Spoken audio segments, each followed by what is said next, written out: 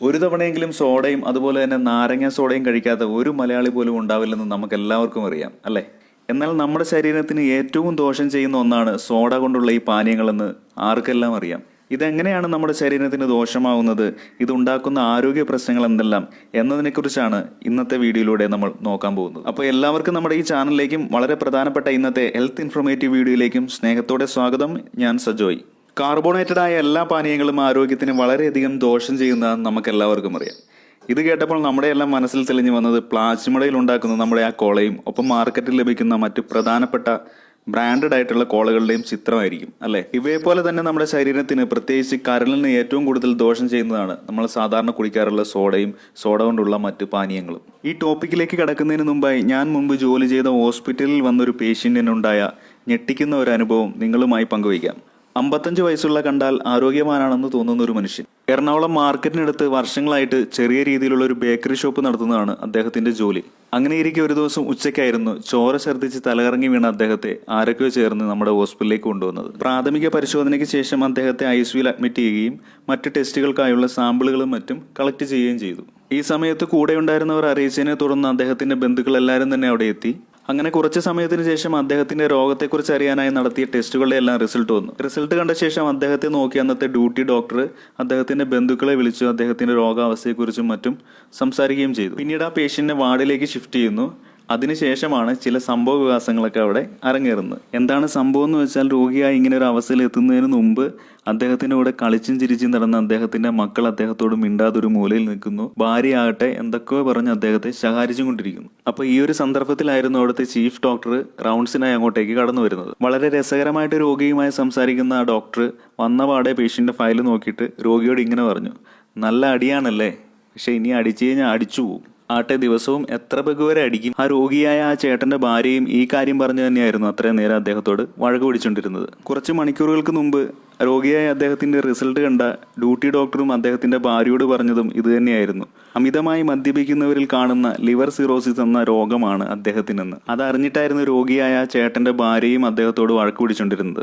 അങ്ങനെയുള്ള ഈ സമയത്താണ് ഇതൊന്നും പോരാഞ്ഞിട്ട് അവിടുത്തെ ചീഫ് ഡോക്ടറും കൂടെ വന്ന് ഇങ്ങനെ പറയുന്നത്. ഇതെല്ലാം കേട്ട് ഭ്രാന്തായ ആ ചേട്ടൻ വിളിച്ചു പറഞ്ഞു, എന്റെ പൊന്നു ഡോക്ടറെ, എന്റെ ജന്മത്തിൽ ഇതുവരെ ഒരു തുള്ളി മദ്യം ഞാൻ കഴിച്ചിട്ടില്ല. ഞാൻ എത്ര പറഞ്ഞിട്ടും എന്റെ ഭാര്യയായി ഇവളും വിശ്വസിക്കുന്നില്ല. മക്കളാണെങ്കിൽ മിണ്ടാതെ നിൽക്കുന്നു. ഡോക്ടറും കൂടെ വന്ന് ഇങ്ങനെ പറയരുത്. വളരെ ദയനീയമായ ആ ചേട്ടന്റെ വാക്കുകൾ കേട്ട ഡോക്ടർ രോഗിയുടെ അടുത്തേക്ക് ഒന്നുകൂടെ നിന്നിട്ട് ചോദിച്ചു, എന്താണ്, നിങ്ങൾ ശരിക്കും മദ്യപിക്കാറില്ലേ? അമിതമായ രീതിയിൽ മദ്യപിക്കുമ്പോൾ ഉണ്ടാകുന്ന ലിവർ സിറോസിസ് ആണ് നിങ്ങൾക്കിപ്പോൾ ഉള്ളത്. ഭാര്യയും മക്കളും അടുത്ത് നിൽക്കുന്നതുകൊണ്ടാണോ നിങ്ങൾക്ക് ഇത് സമ്മതിക്കാൻ മടി? ഡോക്ടറുടെ ഈ വാക്കുകൾ കേട്ട് നിഷ്കളങ്കനായ ആ രോഗി ഇങ്ങനെ പറഞ്ഞു, എന്റെ പൊന്നു ഡോക്ടർ, ഇതുവരെ ഒരു തുള്ളി മദ്യം ഞാൻ കഴിച്ചിട്ടില്ല. നിങ്ങൾ ചെയ്ത ഈ ടെസ്റ്റുകൾ എന്തെങ്കിലും തെറ്റുപറ്റിയതായിരിക്കും. അങ്ങനെയാണെങ്കിൽ നിങ്ങൾ ദിവസവും കുടിക്കുന്നതും കഴിക്കുന്നതും ഭക്ഷണക്രമവും എല്ലാം കൃത്യമായിട്ടൊന്ന് പറയാൻ വേണ്ടി ഡോക്ടർ അദ്ദേഹത്തോട് ആവശ്യപ്പെട്ടു. എല്ലാ ദിവസവും വീട്ടിൽ നിന്ന് സൈക്കിൾ ചവിട്ടിയാണ് അദ്ദേഹം കട തുറക്കാൻ വരുന്നത്. കട തുറന്ന ഉടനെ ഒരു സോഡ കുടിക്കും. പിന്നീട് കടയിലെ സാധനങ്ങളെല്ലാം വെളിയിൽ ഇറക്കി വെച്ച ശേഷം വീണ്ടും ഒരു സോഡ.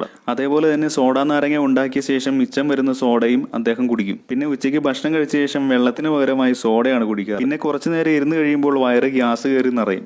അത് ഒഴിവാക്കാനായി കുറച്ച് ഉപ്പിട്ട് പിന്നെയും സോഡ കുടിക്കും. പിന്നെ ഇടയ്ക്ക് നാരങ്ങ സോഡയും കഴിക്കാറുണ്ട്. ചുരുക്കം പറഞ്ഞ ആ രോഗി ദിവസവും ഒരു 5 സോഡയെങ്കിലും ചുരുങ്ങിയത് കഴിക്കാറുണ്ട്. ഇത് കേട്ട ഡോക്ടർക്ക് കാര്യങ്ങളെല്ലാം മനസ്സിലായി. ബന്ധുക്കളെ പറഞ്ഞ് മനസ്സിലാക്കി മുന്നോട്ടുള്ള ചികിത്സയ്ക്ക് വേണ്ട മരുന്നുകളും എഴുതി. ഒരു തുള്ളി മദ്യം പോലും നിങ്ങൾ ഇനി തൊട്ടുപോകരുത് എന്ന് മദ്യപാനികളോട് പറയുന്ന പോലെ ഒരു തുള്ളി സോഡ പോലും നിങ്ങൾ ഇനി കഴിച്ചു പോകരുതെന്ന് തമാശ രീതിയിൽ ഡോക്ടർ ആ പേഷ്യന്റിനോട് പറഞ്ഞിട്ട് അദ്ദേഹത്തെ ഡിസ്ചാർജ് ചെയ്ത് വിട്ടു. പല നിറങ്ങളിലുള്ള കോളകൾ മാത്രമല്ല, ഈ പറഞ്ഞ പോലുള്ള സോഡയും നാരങ്ങ സോഡയും സോഡ ചേർത്തുള്ള മറ്റു പാനീയങ്ങളെല്ലാം തന്നെ ഗുരുതരമായ ഒരു രോഗാവസ്ഥയിലേക്ക് നാം ഓരോരുത്തരെയും തള്ളിവിടാം എന്നതിനുള്ള ഉത്തമ ഉദാഹരണമാണ് ഞാനിപ്പോൾ ഈ പറഞ്ഞൊരു സംഭവം. ഗുരുതരമായ കരൾ രോഗങ്ങൾ മാത്രമല്ല ഇത്തരം പാനീയങ്ങൾ നമുക്ക് സമ്മാനിക്കാറ്. ഗുരുതരമായ രീതിയിലുള്ള വൃക്കാരോഗങ്ങളിലേക്ക് നയിക്കുകയും പ്രമേഹ സാധ്യത കൂട്ടുകയും ചെയ്യുന്നു. നമ്മുടെ ശരീരത്തിൽ പലവിധത്തിലുള്ള ഹോർമോൺ മാറ്റങ്ങൾക്ക് വഴിവെക്കുന്ന ഇത്തരം പാനീയങ്ങൾ അമിതമായി ഉപയോഗിച്ചാൽ എല്ല് തേയ്മാനം, അതുപോലെ തന്നെ അസ്ഥികൾ ബലക്ഷയം സംഭവിച്ച് അസ്ഥികൾ പെട്ടെന്ന് പൊട്ടുന്നതിന് കാരണമാകുകയും ചെയ്യുന്നു. വിശപ്പുള്ള സമയത്ത് ഒരു സോഡ കഴിച്ചാൽ പെട്ടെന്ന് തന്നെ വിശപ്പ് മാറുന്നതായി കാണാം. നമ്മുടെ ശരീരത്തിൽ ഉണ്ടാകുന്ന സ്വാഭാവിക വിശപ്പിനെ ഇല്ലാതാക്കുന്നതിന് സോഡയിലെ ഈ ചേരുവകൾ കാരണമാകും എന്നതിന് ഉത്തമ ഉദാഹരണമാണിത്. അതേപോലെ തന്നെ തടി കുറയ്ക്കണമെന്ന് ആഗ്രഹിക്കുന്നവർ പൂർണ്ണമായും സോഡ ഉപേക്ഷിക്കേണ്ടതാണ്. ഇതുപോലുള്ള പാനീയങ്ങളും സോഡയും മറ്റും അമിതവണ്ണം കൂട്ടുന്നതിലേക്ക് വഴിവെക്കും. പല രുചിയിലും നിറത്തിലും വരുന്ന കോളകൾ മാത്രമല്ല, നാം ഓരോരുത്തരും ദാഹം മാറ്റാനായി കഴിക്കുന്ന സോഡയും നാരങ്ങ സോഡയും സോഡ ചേർത്തിട്ടുള്ള മറ്റു പാനീയങ്ങളുമെല്ലാം തന്നെ നമ്മുടെ ശരീരത്തിൽ ഗുരുതരമായ രോഗങ്ങൾ ഉണ്ടാകുമെന്ന് ഈ ഒരു വീഡിയോയിലൂടെ എല്ലാവർക്കും മനസ്സിലായി കാണുമെന്ന് വിശ്വസിക്കും. പറഞ്ഞാൽ തീരാത്ത അത്രയും ദോഷവശങ്ങൾ ഇനിയുമുണ്ട് ഇത്തരം പാനീയങ്ങൾക്കെല്ലാം. അതിനാൽ എല്ലാവരും തന്നെ ഇത്തരം പാനീയങ്ങളുടെ ഉപയോഗം പരമാവധി കുറയ്ക്കുകയോ പൂർണ്ണമായി ഒഴിവാക്കുകയോ ചെയ്യുക. അപ്പോൾ ഇന്നത്തെ വീഡിയോയുടെ നിർത്തുകയാണ്. വീഡിയോ എല്ലാവർക്കും ഇഷ്ടമായെന്ന് തന്നെ വിചാരിക്കുന്നു. ഇതുപോലുള്ള വീഡിയോകൾ ഇനിയും മുമ്പോട്ട് കാണുവാനായി നമ്മുടെ ഈ ചാനൽ യൂട്യൂബിലാണ് കാണുന്നതെങ്കിൽ ഒന്ന് സബ്സ്ക്രൈബ് ചെയ്യുക, ഫേസ്ബുക്കിലാണ് കാണുന്നതെങ്കിൽ ഒന്ന് ഫോളോ കൂടെ ചെയ്യുക. വീഡിയോ ഇഷ്ടമായെങ്കിൽ തീർച്ചയായും ലൈക്ക് ചെയ്യാനും ഷെയർ ചെയ്യാനും മറക്കില്ലെന്നും വിശ്വസിക്കുന്നു. മറ്റൊരു നല്ല വീഡിയോയുമായി കാണുന്നവരെ എല്ലാവർക്കും സ്നേഹത്തോടെ good bye. It's mister Joy.